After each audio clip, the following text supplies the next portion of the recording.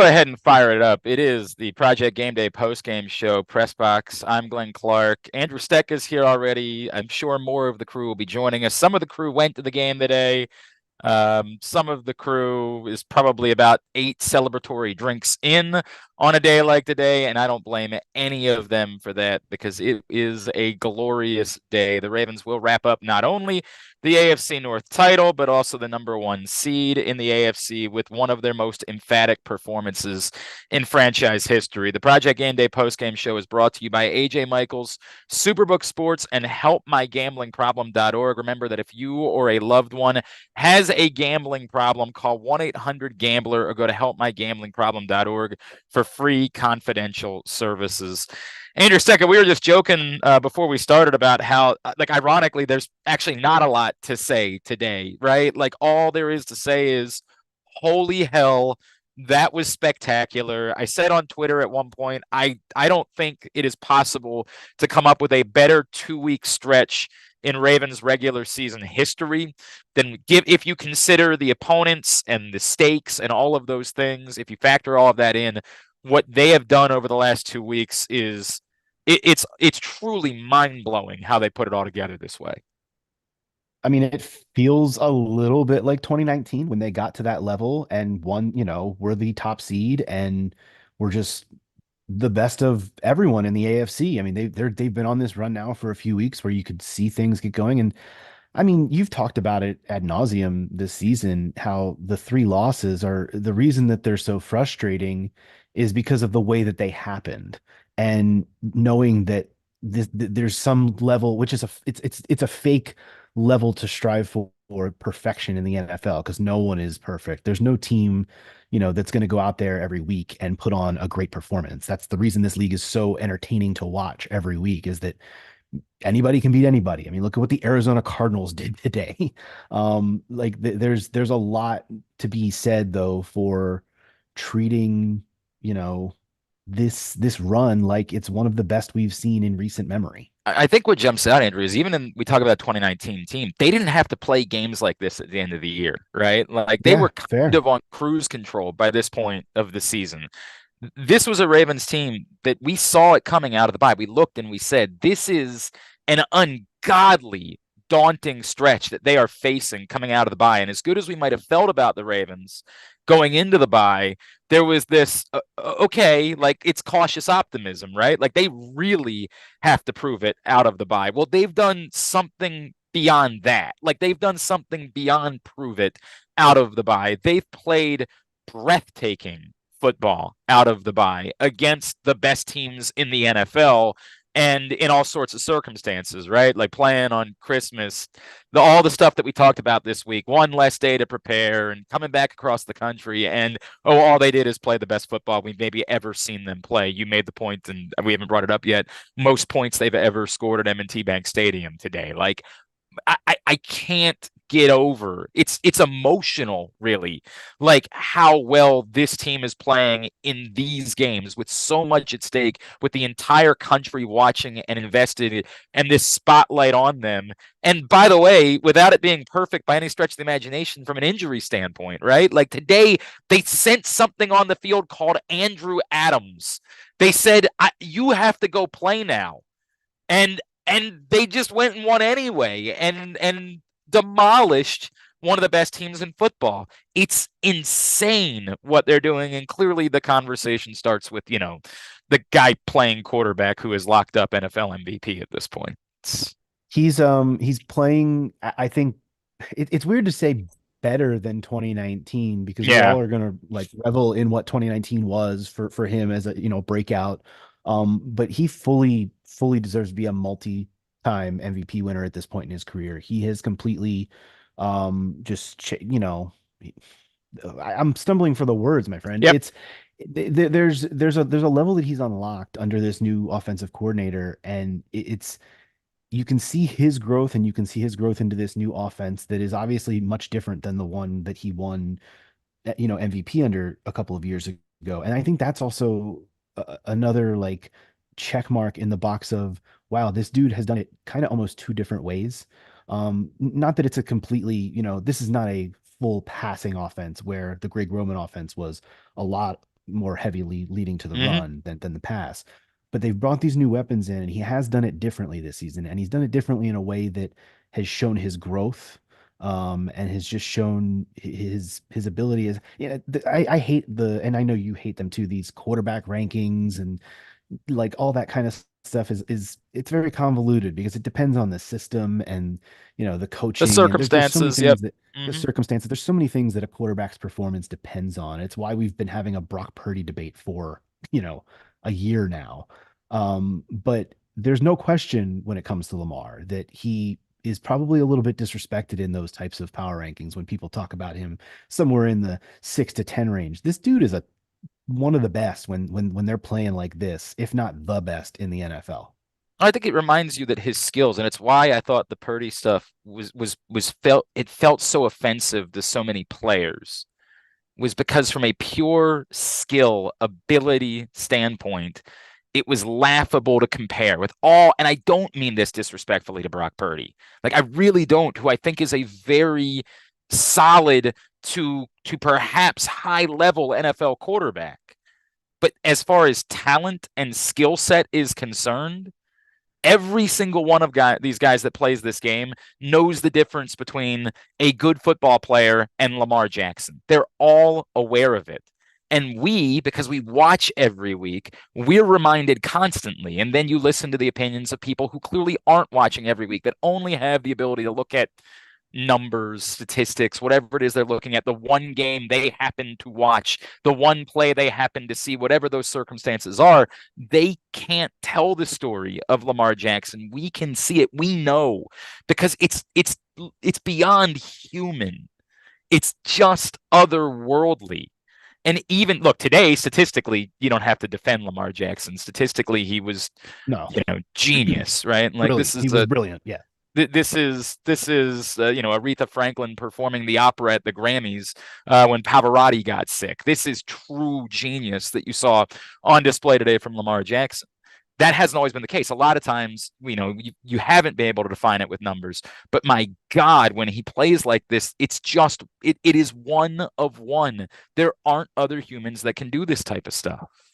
By the way, it's not every day that you get two quarterbacks for the same team in the same game with a perfect passer rating of 158.3. Because Tyler Huntley also, his That's a one great attempt, point. one Thank you. completion, Thank one you. I attempt, appreciate 19 yards I touchdown is also. But I no, in appreciate all your reminder. seriousness, Lamar, man, it's wild because you're right. Like the Brock Purdy debate has been, it's been, not only has it been laid to rest, but like it's one of those that was so stupid because we've been overlooking so much about Lamar's growth, just like I said, in this new system.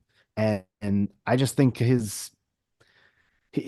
I feel like his potential is being unlocked now, and it's just a brave new world when you put some pieces around him and give him the right circumstance. It's been really fun to watch. And now it's like it's important that they got this bye too, because there's still health questions despite everything they've been through as a team. Like now going forward, Yes, it's a you know, very good thing they don't have to play football games that matter the next 2 weeks. It's a correct. very good thing. Now, our Super Bowl champion has arrived, and he is as fired up. Femi, I mean this. Andrew and I, we're emotional about this. Like this is as unbelievable, incredible. I don't even have. We don't have the words to describe what this team has done in these moments, these last 2 weeks. And it is as good as I think anything we've ever seen in the regular season from the Well, Baltimore Glenn, Ravens. I appreciate your emotion and your tears for sure. I love it. I think it's so well deserved. I'm a little. You cannot plan for this. You cannot anticipate it. You cannot calculate it. It just happens. And the thing that I love about this is that this is from them. It comes from that locker room. It comes from those guys. They know something that we don't. They're operating on a level that we don't understand. And I recognize that. And I have to just recognize that they're off the reservation on their own. And they're doing things that are so next level that our concerns and our fears are our own. They're not Yeah. theirs. And we have to own those. And I think back to earlier weeks when we were having issues or concerns about Justice Hill. Justice Hill, bro. My God. What I got to look up the number. It was something like 25 yards per touch There's the something last time about I looked. Justice Hill has grown so much. Rashad Bateman. Yep. I mean, I just don't even know what to say, dude. Like, we remember earlier in the year when they blew leads, but they needed those lessons to be where they are now. I accept all those losses because they were learning moments that they had to have. And when you win games and you blow leads, you don't learn those lessons, and they learn them. Coach Harbaugh and Coach Monken and Coach McDonald, oh my God, dude, the adjustments that they made, everything they've done. I don't want to be gushing over everything, but I've been pretty level headed actually. I usually get pretty pity and like lose my mind, but I haven't been. I've been even keel because I know what it means to be in a locker room. And I remember the 2000 team. Very not. There's nothing similar to this team, but we knew we were special. We knew we were different, and no one could tell us anything that would dissuade us from that belief. And in a whole different way, this team is that resilient. They're the same way. And I think what people don't recognize as a franchise and as an organization, the Ravens are the third winningest organization since their inception in 1996. The third. Yep. Not the fourth, not the fifth, they're the third. And after this win, maybe they leapfrog somebody else. I don't even know who's 1 and 2, but they're operating on a brotherhood, familial trust level. You lose Marlon. Brandon Stevens isn't out there. Kyle Hamilton yeah, out there. And they just figure it out. And Mike McDonald, dude, he's going to be a head coach. Let me tell you what they did in the second half, or maybe even before that. They made an adjustment to clog the middle of the field that they didn't do earlier on. Roquan got the interception. Gino got the interception. They made changes on the fly that, dude, most teams are incapable of making, but they do it. It blows my mind. So I'm just so proud of them. Hey, no, nothing negative, bro. All inspirational, all positive, all looking forward. Lamar, 18 for 21, 325 touchdowns. I don't even know what to say, dude. I did not expect this, and I'm seldomly surprised by anything. Reeta, we're just doing sort of it's just praise, right? I don't know what else. We're all struggling. Femi had better words, I think, than Andrew and I did. Andrew and I were struggling for the words because I just I don't even know what else there is to say. This is remarkable. This is absolutely unbelievable. Remarkable. Exactly right. Reeta, you got to unmute yourself. Yeah, sorry.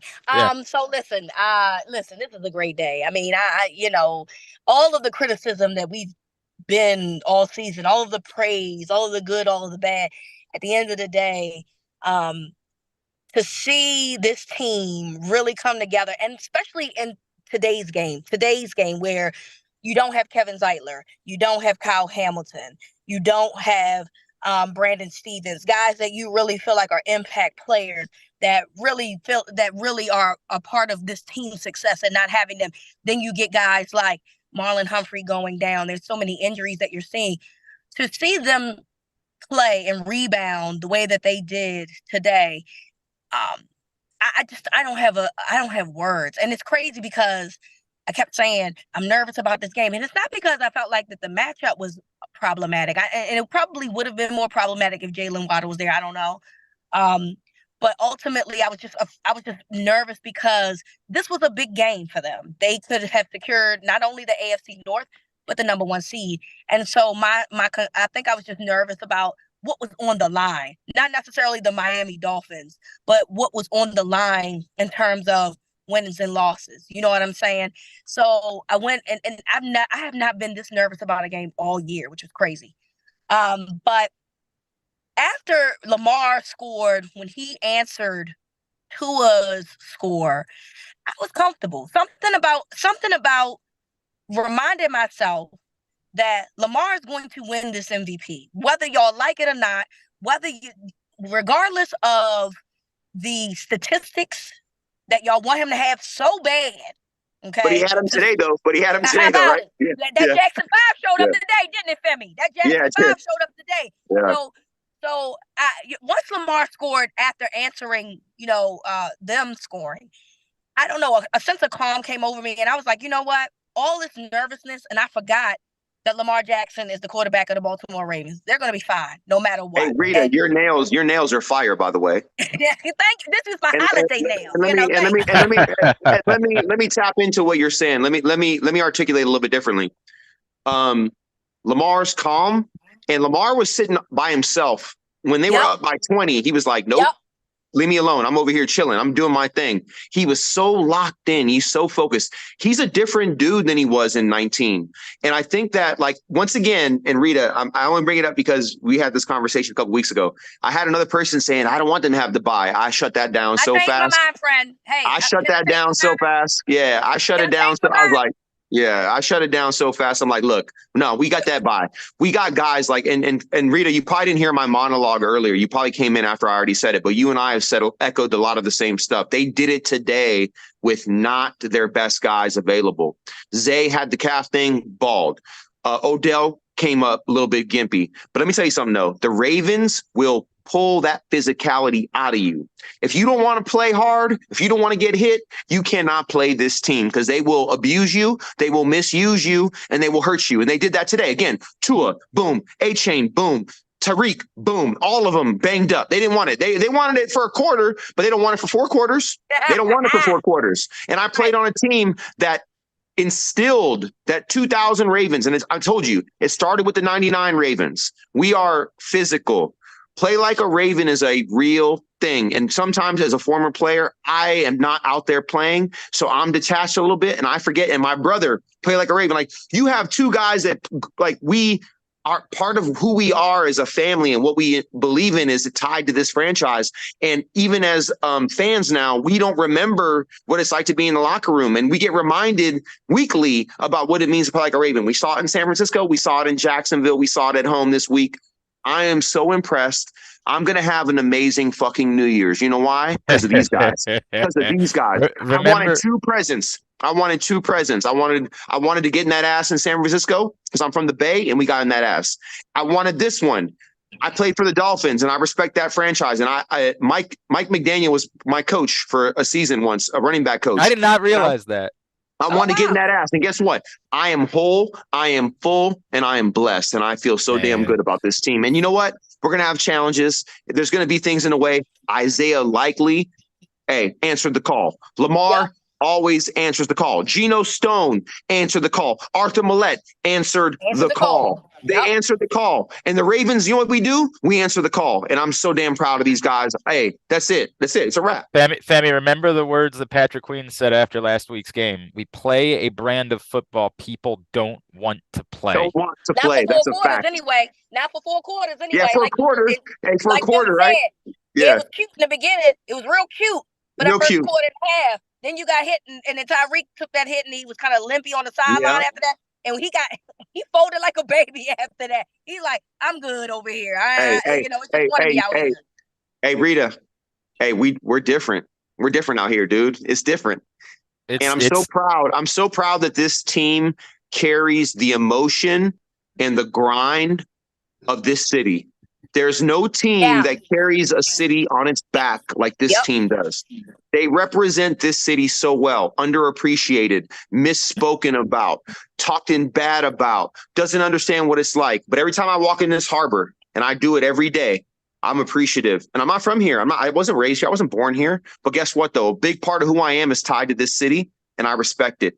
And I know that earlier in the season, I was doing my analytical stuff, and I was critiquing. I made a lot of comments, but you know what?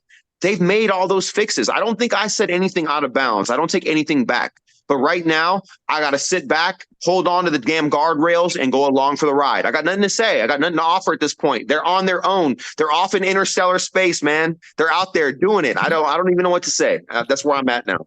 Our guy Josh Charles is having a celebratory beverage today.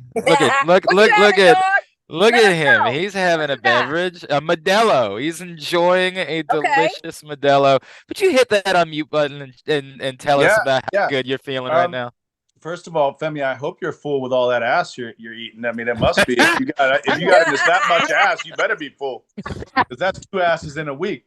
That's one thing. Number 2 is I thought incredible adjustments were made in this game. Yeah, dude.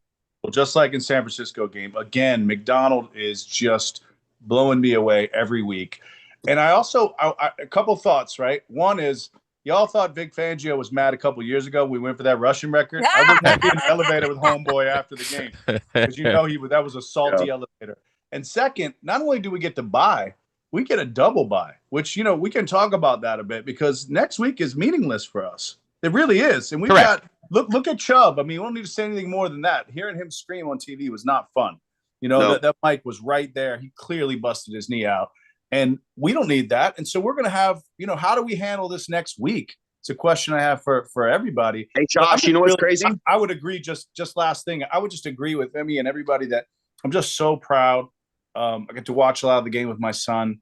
And I'm all for the number one seed in the bye. I was not afraid of Miami. They felt like paper tigers to me. They folded. We made the right adjustments. Lamar was so impressive today in just how poised, how relaxed he was. I mean, everything is just slowing down for him. He is just lasered in. And I'm telling you, man, we if we don't do this and go the distance, we're going to beat ourselves. Nobody's beaten us this year. Nobody's really whipped us. It just hasn't happened. And I don't see it. This team is just. Josh, by the way, I love that hat that you're rocking, dude, with the shield. I love that hat, by the way. I'm gonna come steal that shit from you in New York. I'll buy one for you, and you give me your address. I'll send it to you because here's the thing, and this is my little geeky fashion quote for the day. I hate the bird. I've never liked the bird. I've told Steve Bischoff. I've told anyone who will listen to me. I am all about the shield. I wish we had the shield on the helmet. I love it. It just represents more to me of the city and the vibe and the kind of rough football that we play and a kind of classic logo. It's my own personal opinion. So anything bird, I try not to wear. No, I love the bird on the helmet though. The raven on the I love that. Like that's who we are. I love that. Yeah. This is our first disagreement. Our first lovers. We're gonna get there. Yeah, we're gonna get there eventually. Yeah, it's all good. It's all good. But hey, I love the shield. I love all that. Hey, Josh, your goatee. Are you playing a Mexican in your next role, bro? Are you gonna be Mexican?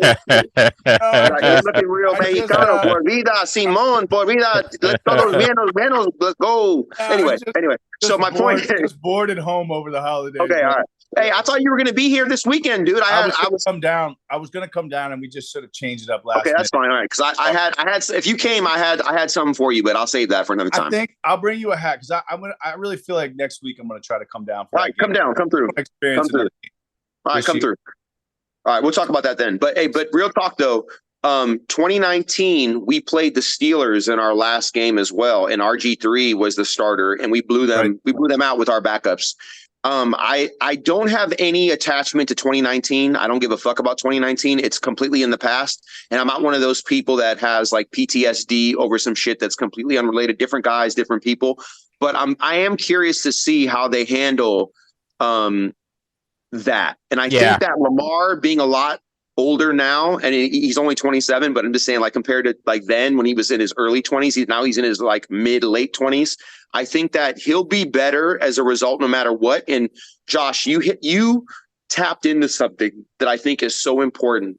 Lamar is functioning in a flow state that is, I just don't know if I've ever seen it like this. Steve Young, maybe Joe Montana, Peyton Manning, Tom Brady, but he's in a flow state now that is so hard to understand.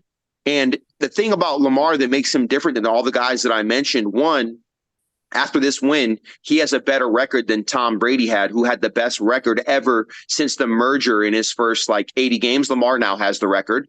And Lamar can do things that nobody else can do. And what's crazy is that he says, you know what?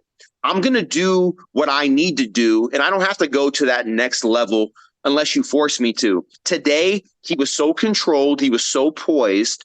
The dude is just an alien, man. He's just a different guy. And when I'm watching everybody celebrate, Lamar's sitting by himself with his beanie on, as you noted, Josh, that he acts like it's 10 degrees no matter where he is. But I love it. He's just wrapped up by himself, focused. And then at the end of the game, when it was over and he knew it was over, then he engaged with his guys. But Lamar is the tone setter. He is the heartbeat. He is the straw that stirs the drink. He's the guy, and he's doing it and carrying it so well. I just don't know what to say, bro. I'm just overly impressed with how young he is and how just mindful, aware, engaged. What a leader. What the fuck? I don't even know what to say. It's crazy. It's not no one, I mean, other than Brady and of course Montana, I don't know who else has done what he's doing. I just don't know. It's poetry. It's poetry. I mean, I made it's Aretha Franklin singing that opera song when Pavarotti got sick. I mean, it's that genius. It's that brilliant. I got to say quickly, a word to AJ Michaels. What company has the expertise to make your home healthier by purifying your air and killing all viruses, allergens, and bacteria? It's AJ Michaels Heating and Air Conditioning in Baltimore and Annapolis, ajmichaels.com. I do want to touch on Femi because and everybody, because I do want to get everybody's opinion about this. Charles Davis brought up the conversation they had with Lamar about 2019 and that he thought they were impacted a little bit by sitting for that final game and not ramping up at all over the course of the last 2 weeks. And I am a big believer in you got nothing to don't even put him on the field for a play, right? Like why risk? There's nothing at stake. Why risk any injury at all? But what you guys are talking about and how slow the game appears to be for Lamar right now, I might be selling myself more on if Lamar says I'd like to go out there and have the reps this week and take a couple of drives just to stay sharp, I would be I'd be okay with that. Just the play call, because the game against Pittsburgh doesn't matter. So let him go out there. Don't expose him. First of all, no zone read, no runs. Right. Literally just hand it off.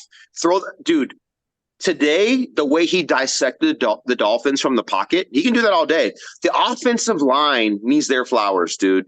The offensive line was absolutely fantastic Ben today. Cleveland, who Ben I think Cleveland, we all my God. Ben Cleveland, dude. Rita, you got to unmute yourself, my friend. Rita, you got to hit unmute. I love you. You got to hit unmute, Rita. How about Morgan Moses? Moses? Ben Cleveland had to do that today. We've been questioning Ben Cleveland since he got here. That's something that had to happen, right? And he had an opportunity to show people what it is that he could do in terms of being on this roster. Everybody had a lot of question marks when Ben Cleveland made the roster this season. And to me, this was imperative for knowing where he plays, not even into this team going into the playoffs as Zeitler is unable to go, but like moving forward after this season. So I really felt like he had to have a good game, and he did that. So shout out to him for taking the opportunity and maximizing his opportunity, because I felt like Ben Cleveland absolutely did that. He did, pure and simple. Femi brought up a couple other names that he brought up Arthur Millette. When the Ravens brought in Arthur Millette, to me it was a scrub cast off from Pittsburgh. I absolutely thought he was a scrub. And it's funny because I talked to some friends who are Steelers fans who are like, actually he was kind of serviceable. And I would say serviceable has been the perfect word to describe Arthur Millette this season. I think he has been helpful for this football team almost throughout the course of the year. And the blitzing, he's been really good when they brought him in off the blitzes. But I don't know. He's been much more than I thought he was when the Ravens picked him up off the scrap heap. Well, he made mistakes early on, dude. Let's be honest. Like, he didn't play well early on. He found his way. And I got to give the secondary, dude, we didn't have our best 3 DBs out there today. Correct. And we did what we did. Like, come on, dude. Like, let's be real. This is insane. And and let's give Mike McDonald his flowers, dude. Mike McDonald is a future head coach. His ability to just say, hey, guys, we're playing cover 2. We're doing a zone matchup. We're going to play cover 2 man. You know what? Forget that. Let's drop. We know that Tua and the Dolphins love the middle of the field. They love the deep dig. A deep dig is a vertical route that cuts in about 15 to 20 yards. That's called a deep dig. They were hitting that shit early. But guess what? Mike McDonald said, you know what? Let's drop our linebackers back a little further. Let's bring our safeties up. Let's play a little bit more man up front. And it worked, because early on we thought, damn, the Dolphins about to score 30. They didn't even score 20. You know what I mean? And they had 10 points in the first quarter. That just tells you how adaptable the Ravens are. And I love me some Greg Roman. And I love me some what's the former defense coordinator for the Giants? Wink Martindale. I love me some Wink, but they were not as adaptable as the current coordinators are. They just aren't. No disrespect. And I ran into Greg recently, and I love Greg Roman. The Ravens have the best, most dynamic running game in the NFL, and he planted that seed. And my point ultimately is that these coordinators that we have, appreciate them, because I can see them both being head coaches in the next year, maybe 2 max. Like, that's how good they are. The Ravens have continued to rise as others have gotten stagnant. And it's so hard to do that at this point in the year. When the Ravens were down 7-0, I guarantee you there was a whole lot of oh shit moments. A whole lot of people put their seatbelt on and grabbed the bar rail and said, oh shit, here we go. Because this game is about to be for real. And guess what? 25 minutes later, the shit was a blowout. And we didn't know it was going to end the way that it ended. We had no idea. But Charlie Kohler did his thing. You know what I'm saying? My man, what's my man's name? The running back from the Chargers. Melvin Gordon. Melvin Gordon. Dude, he looked good. He looked good on the carries that he had when he had the number one team out there. I was like, oh my goodness, like our bench is deep. We run a system. Did Morgan Moses get half of that touchdown? Because he damn near lifted it. He definitely gave him a. Hey, Morgan Moses is I think a top 10 rated right tackle in the league. So he's making his paper. You know what I mean? He gets his flowers too, right? For Reeta, remember that knucklehead? Whoever that knucklehead was, the girl in San Francisco was like, I like my quarterbacks more quarterbacky. Remember? Yeah. You know, Oh yeah, I've been on her ass all week. Somebody just tweeted her and was like, was that quarterbacky enough for you today? Reeta, a Niners fan said that about Lamar, trying to talk about Lamar? It was a Fox Sports radio host. A Fox Sports radio host who eventually people go, you can search tweets. Apparently she was a Ravens fan, and then when the Chargers went to LA, she decided she wanted to be a Chargers fan. That's why I don't take none of these people seriously, because they out here for clicks and engagement, and that's fine. Because again, I don't know what that means. I don't know what quarterbacky means. Yeah, Josh Allen out here, like I said, Josh Allen out here running people over like he Mike Allstott, but that's quarterbacky enough for you. Whatever. I think we know what it means. Yeah, we do. Yeah. It's coded language, and that's fine. And look, clearly Lamar hears these things, because I don't know about you guys, right? But we've talked about Lamar's, although Lamar he's really accurate and short intermediate passes. I think we've talked about like his deep balls. They can use some work. Everything was precise today. But today, it was on fire. Everything. So you don't think he heard that? Lamar, I heard, so a friend of mine that went to the game said, I guess they put up something on the billboard of Lamar exceeding 800 yards or something like that and running. So Odell, they put him on the Jumbotron to acknowledge him. And Odell and Zay are like trying to get Lamar's attention so he could like acknowledge what was being said, because the crowd was like cheering, and Lamar was like, nope. That ain't enough. Hey, that's Reeta. How you know somebody locked in. Reeta, let me tell you something. Lamar is different. Yep. You know what I'm saying? Like he's locked in. Like you know what's so crazy? Let's all go back to a year ago. Get rid of Lamar. He's nothing. He doesn't deserve his money. Not you. No, not us. Nobody on this call said that. Nope. Nobody on this call said that. I'm just talking about the dumbass people that don't appreciate who we have. We have a generational type dude. This dude is doing stuff nobody's ever done. The best he's doing, like, I don't want to get carried away. I will not let the moment carry me away. But what I will say is this: Tom Brady has 6 or 7 Super Bowls. Does he have 6? 7. No, 7. 7, right? Okay, fine. Yeah. My point is it's that ridiculous that we don't know. Yeah, I know, right? I know. Yeah, but it's 6 or 7. I mean, he's in a different. It's 7. He got 6 in New England and 1 in Tampa. It's 7. Okay, 7. But my point is that if you look at what Lamar does, because I set that point to make the ceiling. The ceiling is 7 Super Bowls, which I mean, hey, I don't think that's touchable, just in my opinion. But when you just look at a guy that's locked in, that loves what he does, that appreciates his environment, the fans, his teammates, his coaching staff, that gives love and shows love.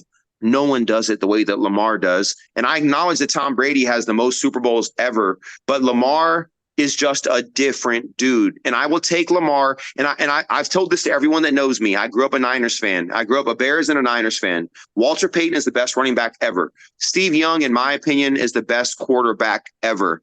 But I'm telling you right now, Lamar's making a motherfucking run for his money right now, in my opinion. And I am a Raven, yeah, but Lamar does things that Steve Young can't do, that Tom Brady can't do, and Joe Montana can't do. And I love watching it. I love being surprised by it. And it's more his attitude, his evolution as a human, the psychological component, how tapped in he is, the fact that he gives up accolades and recognition for his team in a way that I just don't ever see. I'm so impressed by who he is as a human psychologically. That's the thing that carries him that I just can't quantify. I can't calculate. I don't know where it goes. I don't even know what it means. But I know that we're happy as fuck right now. I know that. We are. And I'm sorry for cussing. I'm sorry. I'm sorry, Mom. Mom, I'm sorry. No, it's a But joyous day around here. Sorry, John. You just going to have to take these F-bombs today, John. Because this is a joyous occasion today. Hey, Okay? Glenn, can I ask everybody? I'm just curious what everybody would like to happen in terms of who you like to see to get into the playoffs. And also, I wanted to hear what Andrew thinks, too, because I always like his point of view. I think he's got a great point of view. Did he already talk to I talked a little bit earlier, yeah, but I mean, look, I joked with Glenn earlier via text. I think it would be really poetic for this team to somehow face both the Colts and Browns on the way to the Super Bowl. I already said that, Andrew. I said that 6 weeks ago, Andrew. I'm telling you, man. But it looks even juicier at this point, right? With the Flacco angle and it's good. Hey, it's gonna happen. It's gonna be Flacco here. I guarantee AFC Championship game here against the Browns. And look, honestly, if you're asking my opinion, like those are honestly probably the two teams I would most want to face if I was the Ravens, because I really do still think that the Dolphins are a threat. I think they're fully capable of I mean, I know what we just saw makes that hard for me to believe or say, but like, look, man, they could show up on a cold Sunday in January and do something. I still think they're a very good team. And then the Bills and Chiefs, like, I don't know, we'll see with the Chiefs. I'm still very kind of cautious but they have Mahomes. It's like Mahomes kind of deletes a lot of my doubt about them, but I have my doubts. And the Bills are playing, about as well, maybe not quite definitely not quite to the level as the Ravens have in the last few weeks, but not too far behind. Like they've been on a little bit of a heater of late. So that could be a dangerous team, but I mean, poetically, I still think like if you got to play the Colts and avenge your loss, not only from earlier this season, but from the playoffs back in the day, that brutal, the worst day in Ravens history. I mean, I was at that game. I was distraught. But like, if you could avenge that and then beat the Browns of all teams with Joe Flacco at the helm, like I don't know, there's some poetry there. Going into a Super Bowl run, I think this is. I'm interested. I want it. I want the Flacco. I'm intrigued. Lamar. I'm intrigued by it. Hey, Glenn, let me say one more thing, and then your boy's going to bounce real quick. What I love about the Ravens is we're so petty. We find reasons to be angry about stuff that like we need that. We need that. And so what I loved about today's game, and I told everybody on the inside, and Josh, when you and I were out of our minds at 2 a.m. last Monday or whatever day that was, I said the Dolphins, and I said it tongue in cheek. We remember what happened last year, and I guarantee you we ain't letting that happen again, right? No. And they did it.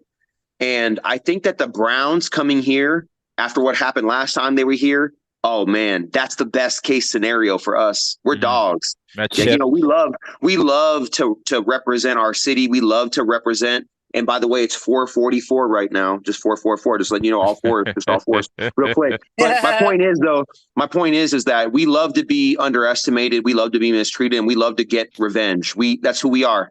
We are the Jedi versus the Sith. We are Luke Skywalker versus Vader. We are Han Solo versus Palpatine. You feel me? All right. For all those Star Wars fans, I don't want to get geeky and nerdy, but I'm a nerd deep down in my heart. That's who I am. So I am gonna bounce now.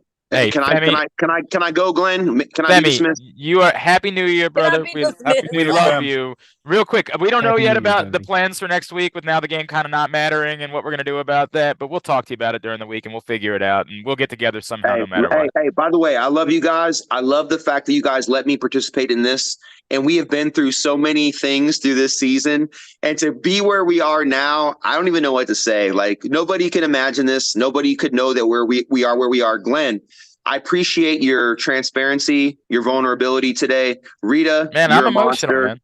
No, I love it, Glenn. I love it. I do. And Josh, you're my guy, dude, forever. Hey, I'm going to come to New York. We're going to get it in. We're going to get it done. But we're not done yet. I just wanted to say all that before the 2024. Love 2024. You. Andrew, you're the man too, Andrew. You're the man, Andrew. Later, I'm gonna guys. Good seeing you, I'm man. gonna bring our guy Ron Owings Mills in here in a second because he is when Ken's not available, he speaks for the Harbaugh haters, and I can't wait to have him say, dude, I got to give him his props today. But before we do that, I just want to say something really quickly.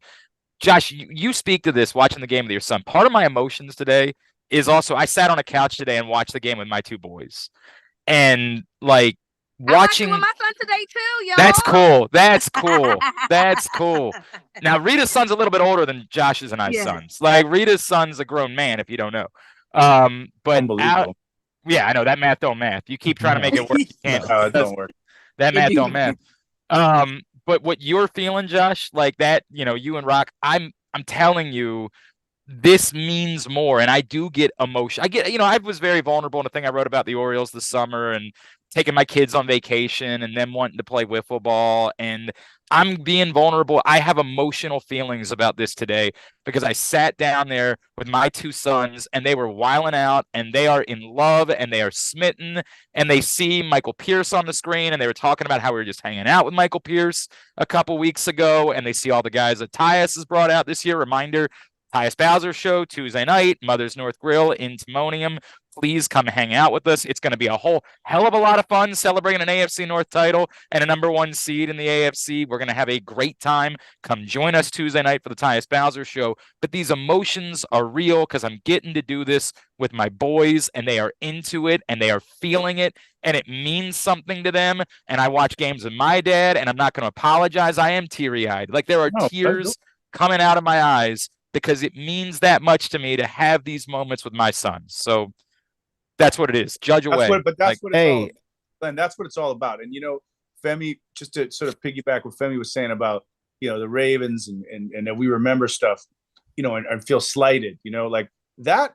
It's interesting to know what comes first, right? Because I think you can make that same case about people from Baltimore, right? We have that sort of chip on our shoulder. Sure, and the 100%. team represents that. But to your point, I think that's what it's all about. Look, there are things. Baltimore is this beautiful city that we're all connected to in various ways, right? It's all a piece of us.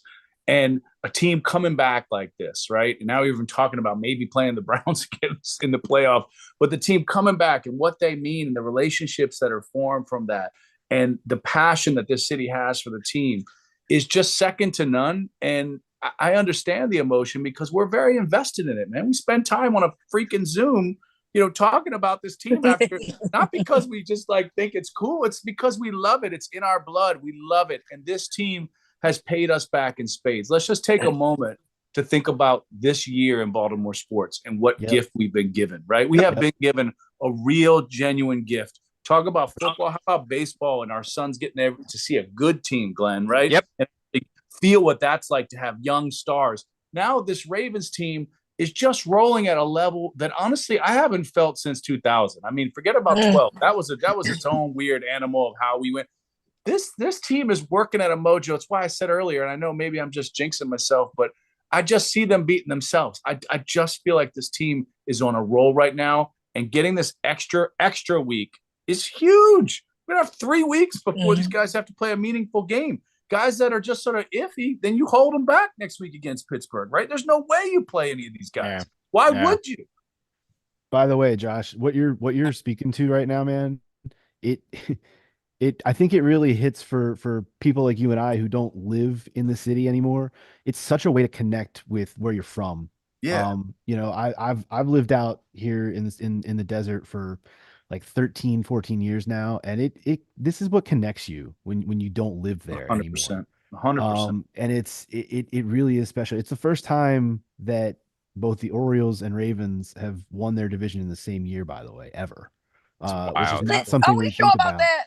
Yeah, that's what I read on, and I was thinking about it. So 2014, what happened in 2014? We didn't win the division. No, we did not. Okay. No. Okay. I mean, 2012 was special because and that 13, the run to the Super Bowl because the Orioles were in the mix. But I don't think neither one of those teams won the division, right? In 2012, I thought that I know that the Orioles won in 2014, but I thought that the Ravens did too. So maybe they were a wild card. Yeah, but regardless, like to what Josh is speaking about, the connection, the year that it's been in Baltimore in general, and it does feel like the Ravens have just picked up the ball and yeah. Been running well, remember last week it's special. remember last week, Andrew Femi was talking about the wing, in LA, and I know we're getting to Ron in a second, sorry, but the wing and how it's grown and the fan base when we were playing the Chargers. Yeah, man. I lived in LA when the Browns moved to Baltimore, right? Okay. I was one of those guys completely heartbroken that we got passed over and Jacksonville got a team. And I was sick and I turned my back on the NFL and I rooted for the Stallions and the CFLers, whatever we're calling them. And I was so excited about all of that and got all in and screw the NFL. And we get this team back and I'm living out in California and I'm working as an actor and I got my little direct TV set up and I watch the games and I go to bars and I kid you not, you would have a Ravens game on a bar on a TV about the size of my iPad, this big, with no sound on. It'd be me and one other dude usually. Sometimes not the other dude. And one time that dude was Kevin Burns' son. You know what I mean? Like there was no one. So to see what this fan base has done, I wear this everywhere I go, right? And props to the flower guy delivering in the building the other day who saw this hat in front of my doorman and was like, "Oh, we're gonna smack the snot out of you guys." And I was like, "You need to get off the crack pipe, son, because you're smoking way too much crack, because that's not gonna happen." So I rest in peace wherever he is right now. I hope he's feeling all right.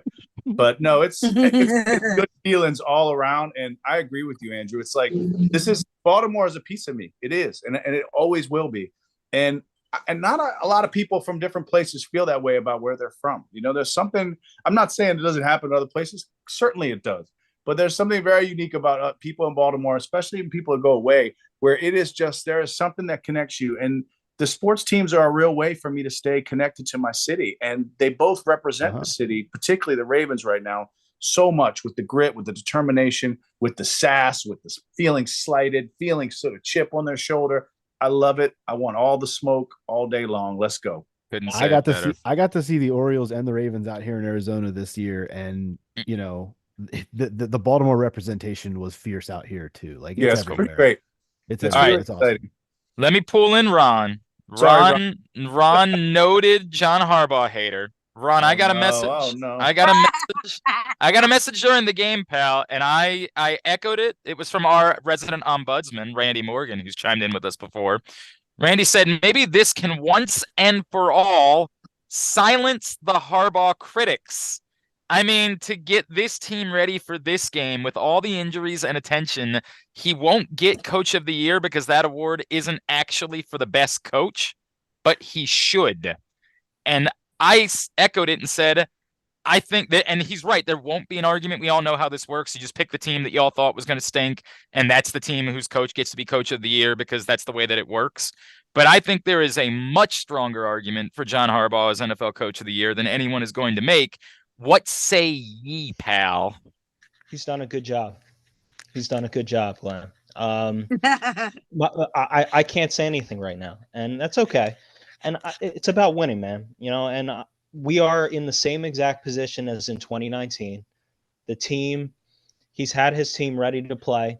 I thought in the 49ers game specifically, there were some big decisions in that game that I thought was perfectly, you didn't need to go for it when you're up 18 points. Just kick the field goal. Your defense is playing lights out. You go for it early in the game in that Niners game, setting the tone. I thought Harbaugh's done a good job. I think he hired two excellent coordinators. That's on Harbaugh. He made the right decisions with those coordinators. Those are key because if you're going to defer to your coordinators, you got to get the coordinators right. And we have two excellent coordinators. So everything is working right now. We have guys. There were questions about Rashad Bateman. Can we get him going in this? Can he play? He's playing well. Likely has stepped up. Likely's a star. We need to say that loud. Likely is a star. No, because if we keep talking about these people being stars, they're gonna eventually leave. Rita, I hear everything you're saying. I mean this. We joked about it last week, but I'm legitimately thinking that going into next year, we're going to talk about this tight end duo as being the best tight end duo that we've seen since that tight end duo that we don't talk about anymore. Like, how did that happen, by the way? Because there were some doubts about him. Like, not I don't long know, ago. but I feel like he's different. He's shiftier in certain ways than Andrews, and I think there are different spots that you can get him the ball. And I just think, to me, also Monken has done an excellent job. The play on the touchdown on the 4th and 7. Yes, play is incredible. I mean, that really is in the highest echelon of pass catch plays that can be made during the course of a game. it's a great play, but I also think Monken is doing an excellent job too, just in general with all of the skill position people of misdirection. And even one thing on Lamar's progression as a quarterback that I think either it's just through many reps, Monken, I'm sure, is drilling it down to him. That check down to Justice Hill in years past, I don't think Rita's been all over this. Reeta has Y'all been know how I feel about Justice Hill, baby. that little check down is very valuable to him because they can't cover. You can't stop Lamar, and you can't take away everything. And Lamar extending it enough to just see in his vision that little check down, and Justice Hill making himself available on a lot of these plays. To me, that is going to be huge in the playoffs. I'm telling you, because I don't think that is always going to be available to him if Lamar sees it. And I love that Lamar is seeing it. So everything's working right now. So to answer your question, Glenn, if you want to give John Harbaugh the coach of the year, that's fine. All I care about is winning. If John Harbaugh wins a Super Bowl trophy, I'll be the happiest person on the planet. But he's going to have to make some very big decisions in the playoffs. You know that there's going to be some big decisions, and he's going to have to continue to make the clock, the challenges, and the things that we need him to do. But it's really beautiful right now to watch this team go. He went for it on 4th and 7. Yeah, I know. He came up big. His players came up big for him. So that shows a lot of confidence. So I thought, by the way, he answered that. Let me bring this up, yes. Ron. First of all, I appreciate. I'm not kicking you out. You can stay as long as you'd like. Sure. And we're probably gonna wrap up soon anyway because it's New Year's Eve. We all got stuff we want to do. Happy New Year, by the way. Thank you. Happy New Year. Happy New Year to you, pal. It was asked about that decision to go for it on 4th and 7, and I do think, and I thought that in the moment that. Again, I'm not trying to say they've lost trust in Justin Tucker, but I don't think it's any longer a 100% thought process. How far would the kick have been, Glenn? How far? It like would have 54, I believe, is what 53 or 54. It was like 53 or 54. But he pointed out that the wind was swirling that way, and that factored into it, and that at that point, fair. It kind of becomes, I don't want to say a no-brainer. But he said, I felt good about our offense. He also said the wind was whipping around the stadium at that end. So in that moment, it almost becomes, if you're not confident that you're going to make the kick, what else are you going to do in that spot? It's a far kick. Justin Tucker's been human this year. It's a far kick. So as much as I think we all kind of had the same feeling in the moment, like, what are they doing here? What? I do think that the thoughts that went into it were all well stated. By the way, real quick, they have not. John Harbaugh was asked about what they might do next week. He said they haven't made any decisions about who may or not play. I'm not surprised by it. Did not get an update on Marlon Humphrey, but again, I'm going to guess that part of that is because they've got 2 weeks where they don't have to play a game that matters. So they don't really need to give an answer about any specific guy for a couple of weeks because they don't have to play a football game of any relevance until 3 weeks from either today, yesterday. So they don't have to give those answers. Can I just say everybody on the injury report? Who cares? Can I just say this one last thing before I go? I'm happy you had this moment with your kids because it is a special moment. Anytime you go see your team get it done in a big game in that stadium in Baltimore, it's a beautiful thing. I'm happy for you. I'm happy for Lamar. I think Lamar's interview after the game, he's so locked in. He gets it. There's more fish to fry. I like that he's staying humble because he knows the eyes on the prize were not done. So let's all enjoy it now. We can enjoy it, get the rest, and we got more work to do. Let's be humble about it, but we're in very, very good shape, and I think we can avenge it. We can avenge it. What happened? 2019 is over, Glenn, but they are in the same exact position. So let's get it done. That's all I got. Ron, I love you, buddy. Happy New Year. Lamar has won an MVP already. He's won a unanimous MVP. I have to assume this one might not necessarily be unanimous, but at the end of the day, his personal accolades he's already received. It's time for him to win a Super Bowl. This is what he wants. I think that's what he is lasered in. Yes. Lasered in. And that's the part that I think that makes him more dangerous than anybody else coming into the playoffs. Hey, real quick, one more game to go tonight that's not underway yet. The Vikings 1-point favorites at home against the Packers. Get on to superbook.com, download the Superbook app. When you do, use the code GlennClark23 when you sign up. You'll receive up to $250 in a same-day first bet match, win or lose, against superbook.com or the Superbook app. The only thing that I wanted to bring up before we wrapped up, I tweeted something about this. Odell Beckham currently sits at, I believe, 603 receiving yards on the season. He'll, whether he plays next week or not, if he does, he's not going to do a whole lot more than that, likely, right? Like, he's not going to get to 700 receiving yards on the year. And yet there isn't one of us that doesn't think he hasn't been worth every penny of the $15 million the Baltimore Ravens gave him this offseason. It's almost impossible to explain to someone who isn't in Baltimore or hasn't been in Baltimore to understand what the wide receiver position has been over the years. But it has been truly a phenomenal signing, despite the fact that from a sheer production standpoint, you would look at it and say he's been Mike Wallace or not even Mike Wallace. It's so hard to explain how valuable Odell Beckham has been to people that can only see these numbers. All right, we just all I think agree. there's no question. I think there's no question about that. Yeah, I agree 100. I agree 100%. I mean, if you understand matchups, you understand concepts, then you understand the importance of Odell Beckham Jr. And whether or not you think that he is what he used to be, which he's not, and that's understandable. Yeah, but on that catch, he looked an awful lot like Odell Beckham Jr. Man, he sure did. He has moments where he shows you that the Odell still exists, and you have to respect his ability. And that's why that was always an important signing. I never thought that he was going to have outstanding numbers. That's just the way that this offense is designed. They were at minimum going to stay balanced, or be a little bit more run heavy. But ultimately, what Odell brings to this table in terms, like I said, again, from a matchup perspective, you have to respect what he can do, because he can beat you if you let him. And then there's a perspective of what he brings into the locker room, what he brings to this team. That's also important as well, that I don't think that you can put a dollar sign on. So I don't know, whatever, $18 million I think it's up to at this point, I think you need to re-sign him, because I don't want that cap hit in 2024 anyway. That's a great point. I'm completely okay with the money that they gave Odell. It was worth every single penny. He brings a lot to this table in terms of what it is that they do, both on and off the field. And I just think it's worth it. Go ahead, Andrew. I'm sorry. No, that's fine. I think we also just need to kind of, like, everything you said is spot on. But when I think about this as an Odell story. Like, credit to this guy for coming back from what was a pretty brutal injury. And I know we all look at, like, knee injuries nowadays, in not just in football, but in sports in general, as like, okay, 9 months, whatever, the guy went back.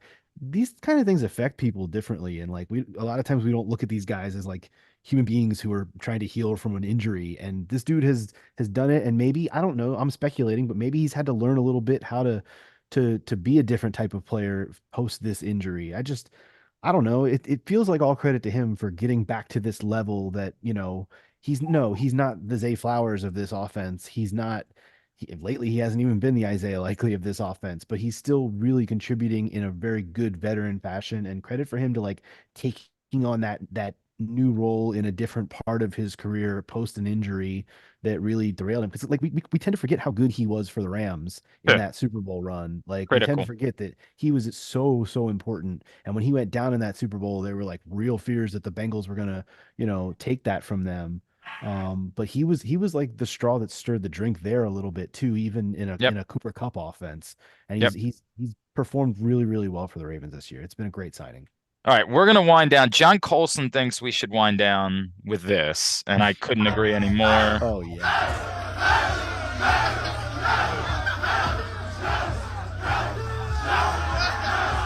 Yeah. There you go. That's the best. Rashad Bateman's TikTok, John Harbaugh dancing in the locker room. I gotta find that. That's spectacular. So good. Spectacular. I say this also, watching that, I watch all of the post game, when they show Harbs in the locker room, and then I watch sometimes other coaches. And I will say this, John has gotten so good at it, man. You see some other coach like Mike McCarthy the other day. Talk about a dud. I mean, yeah, they were gifted that victory. It was like, all right, guys, well, there you go. And, everybody applaud. John just has great speeches. I feel like he really cares about the players. He's in there with them. He's hugging them. He's telling them he loves them. And I don't know, man, it's a different vibe. And that's one thing I was thinking, all the sort of hate that gets thrown at him is his evolution as you said the other week, Glenn, is like just a leader of men, of how that gets like overlooked. I don't think you can discount that, man. He's the right coach for this team right now. I'm very happy he's here. Love you guys. Later. Thank you, Happy New Josh. Year. Happy New Year, brother. Happy New Reeta Year. and I Happy will New be back. Year to everyone. Reeta and I are going to be celebrating New Year together tomorrow. We're going to be on with you Yes. guys from 11 to 1 on 105.7 The Fans. So come hang out with us over there. I can't wait to recap this. It's going to be a lot of fun talking about it. This ass whooping. That's what it was, an ass whooping. Sorry, I'm not going to even sit here and try to make it real cute and fancy. It was an ass whooping. It was a skull dragging. They burned down the house, Glenn. They did all of those things. Tuesday night, Mother's North Grill and Timonium. Come hang out with us for PressBox's Project. That's the Tyus Bowser Show, which is also PressBox's. This has been PressBox's Project Game Day. Thank you all for joining us. We'll see you soon. Yeah.